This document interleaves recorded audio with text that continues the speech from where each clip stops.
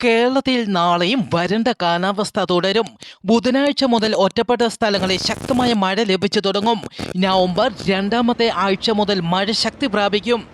വരും മണിക്കൂറിൽ കേരളത്തിലെ തിരുവനന്തപുരം, കണ്ണൂർ, കാസർഗോഡ് ജില്ലകളിൽ നേരിയ മഴയ്ക്കും സാധ്യത.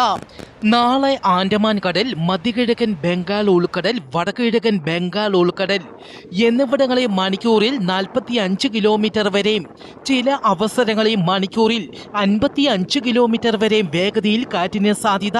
മേൽപ്പറഞ്ഞ സ്ഥലങ്ങളിൽ മത്സ്യത്തൊഴിലാളികൾ മത്സ്യബന്ധനത്തിന് പോകരുതെന്ന് കാലാവസ്ഥാ വകുപ്പ് അറിയിച്ചു.